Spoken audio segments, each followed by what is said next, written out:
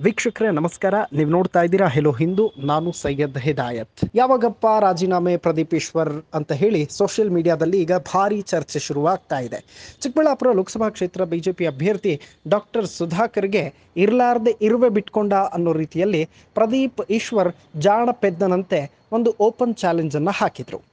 ಒಂದು ವೇಳೆ ಸುಧಾಕರ್ ಏನಾದರೂ ಈ ಲೋಕಸಭಾ ಚುನಾವಣೆಯಲ್ಲಿ, ಅದರಲ್ಲೂ ಕೂಡ ವಿಶೇಷವಾಗಿ ಪ್ರದೀಪ್ ಈಶ್ವರ್ ಪ್ರತಿನಿಧಿಸ್ತಾ ಇರುವಂತಹ ಚಿಕ್ಕಬಳ್ಳಾಪುರ ವಿಧಾನಸಭಾ ಕ್ಷೇತ್ರದಲ್ಲಿ ಒಂದೇ ಒಂದು ಲೀಡ್ ಪಡೆದುಕೊಂಡ್ರು, ತಾನು ರಾಜೀನಾಮೆ ಕೊಡ್ತೀನಿ ಅಂತ ಹೇಳಿ ಓಪನ್ ಚಾಲೆಂಜ್ ಹಾಕಿದರು.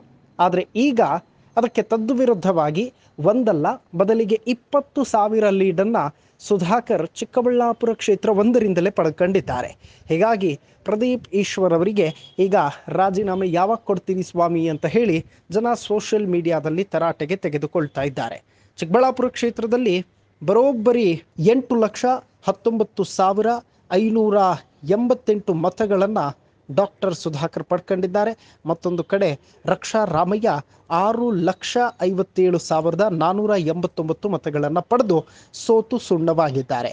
ಅಂದರೆ 1,62,999 ಮತಗಳ ಅಂತರದಿಂದ ಸುಧಾಕರ್ ದೊಡ್ಡ ಪ್ರಮಾಣದ ಗೆಲುವನ್ನು ಸಾಧಿಸಿದ್ದಾರೆ. ಒಂದು ಕಡೆ ಸುಧಾಕರ್ ಮೇಲೆ MLA ಎಲೆಕ್ಷನ್ನಲ್ಲಿ ಸೋತಿದ್ದಂತಹ ಕರ್ಟೆಸಿ, ಅದರ ಜೊತೆಗೆ ಸುಧಾಕರ್ MLA ಆಗಿದ್ದಂತಹ ಸಂದರ್ಭದಲ್ಲಿ, ಸಚಿವರಾಗಿದ್ದಂತಹ ಸಂದರ್ಭದಲ್ಲಿ ಚಿಕ್ಕಬಳ್ಳಾಪುರಕ್ಕೆ ಅನೇಕ ಕೆಲಸಗಳನ್ನು ಮಾಡಿದ್ದಾರೆ. ಮತ್ತು ಮೆಡಿಕಲ್ ಕಾಲೇಜನ್ನು ಚಿಕ್ಕಬಳ್ಳಾಪುರಕ್ಕೆ ತಂದಂತಹ ವಿಚಾರ ಆಗಿರಬಹುದು.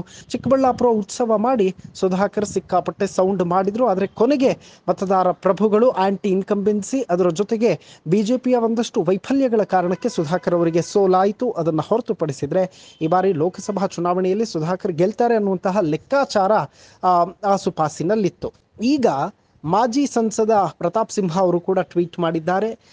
ಪ್ರದೀಪ್ ಈಶ್ವರ್ ಪ್ರೆಸ್ ಮೀಟ್ ಮಾಡಿ ನಾನು ರಾಜೀನಾಮೆ ಕೊಡ್ತೀನಿ, ಸುಧಾಕರ್ ಅವರು ಒಂದೇ ಒಂದು ಲೀಡ್ ನನ್ನ ಕ್ಷೇತ್ರದಲ್ಲಿ ತಗೊಂಡ್ರೆ ಅಂತ ಹೇಳಿ ಓಪನ್ ಚಾಲೆಂಜ್ ಹಾಕಿದ್ದಂತಹ ತುಣುಕನ್ನು ಶೇರ್ ಮಾಡ್ಕೊಂಡಿದ್ದಾರೆ. ಸೊ ಇದಕ್ಕೆ ಜನ ಕೂಡ ತುಂಬಾ ರಿಯಾಕ್ಟ್ ಮಾಡಿದ್ದಾರೆ.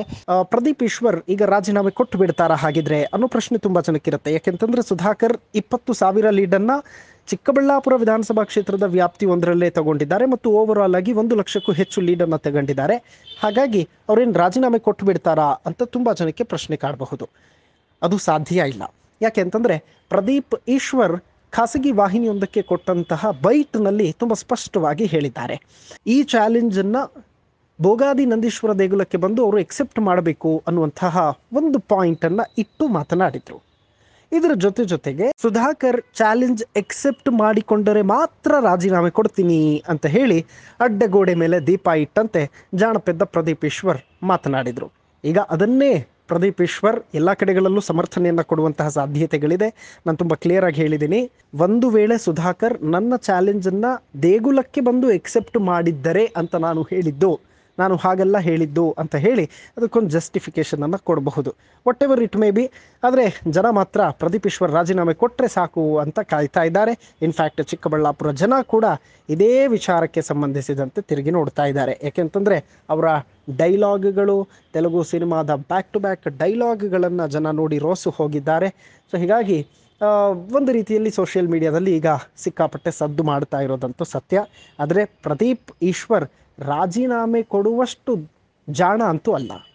ಈಗ ಏನಿದ್ರು ಸುಧಾಕರ್ ಅವರ ಅಸಲಿ ಆಟ ಶುರು ಆಗುತ್ತೆ. ಮತ್ತು ಇಷ್ಟೂ ದಿನ ಪ್ರದೀಪ್ ಈಶ್ವರ್ ಏನು ಕಾಟ ಕೊಡ್ತಾ ಇದ್ರು ಸುಧಾಕರ್ ಅವರಿಗೆ, ಮಾತಿನ ಮೂಲಕ ಆಗಿರಬಹುದು ಅಥವಾ ನಾನು ಶಾಸಕನಾಗಿದ್ದೀನಿ ಅವರು ಸೋತಿದ್ದಾರೆ ಅನ್ನುವಂತಹ ಆ ಒಂದು ಧಾಟಿ ನೋಡಿದರೆ ನಿಮಗೆಲ್ರಿಗೂ ಕೂಡ ಗೊತ್ತಾಗಿರುತ್ತೆ. ಈಗ ಸುಧಾಕರ್ಗೆ ಸಮಯ ಬಂದಿದೆ. ಅದು ಹೇಗೆ ಅಂತಂದರೆ ಪ್ರದೀಪ್ ಈಶ್ವರ್ ಮಾಡುವಂತಹ ಪ್ರತಿ ಕಾರ್ಯಕ್ರಮಕ್ಕೂ ಕೂಡ ಸುಧಾಕರ್ ಅವರನ್ನು ಕರಿಬೇಕಾಗ್ತದೆ ಮತ್ತು ವೇದಿಕೆ ಮೇಲೆ ಕೂರಿಸ್ಬೇಕಾಗ್ತದೆ. ಒಂದು ವೇಳೆ ಅವರೇನಾದರೂ ಸುಧಾಕರನ್ನು ಅವಾಯ್ಡ್ ಮಾಡಿದರೆ ಆಗ ಸುಧಾಕರ್ ಅವರು ಪ್ರದೀಪ್ ಈಶ್ವರ್ ಅವರನ್ನು ರುಬ್ಬೋದಕ್ಕೆ ಇನ್ನೊಂದಷ್ಟು ಇಂಟ್ರೆಸ್ಟಿಂಗ್ ಫ್ಯಾಕ್ಟ್ಗಳು ಸಿಗುತ್ತೆ. ಒಟ್ಟಿನಲ್ಲಿ ಒಂದು ಕಡೆ MP ಮತ್ತೊಂದು ಕಡೆ MLA ಹಗ್ಗ ಜಗ್ಗಾಟ ಥೇಟ್ ಕೋಲಾರದ ರೀತಿಯಲ್ಲಿ ಬದಲಾದರೂ ಕೂಡ ಆಶ್ಚರ್ಯ ಇಲ್ಲ. ಯಾಕೆಂತಂದರೆ ಕೋಲಾರದಲ್ಲಿ ಈಗಾಗಲೇ ನೋಡಿದ್ದೀವಿ ಯಾವ ರೀತಿಯಾಗಿ ಮುನಿಸ್ವಾಮಿ ವರ್ಸಸ್ ನಾರಾಯಣಸ್ವಾಮಿ ಕಿತ್ತಾಡ್ಕೊಳ್ತಾ ಇದ್ರು ಅಂತ. ಸೊ ಅದೇ ಥರದ ಪ್ರಸಂಗ ಚಿಕ್ಕಬಳ್ಳಾಪುರದಲ್ಲಿ ಪ್ರದೀಪ್ ಈಶ್ವರ್ ಸೃಷ್ಟಿ ಮಾಡಬಹುದು. ಇದಕ್ಕೆಲ್ಲ ಕಾಲವೇ ಉತ್ತರ ಕೊಡುತ್ತೆ. ನಮಸ್ಕಾರ.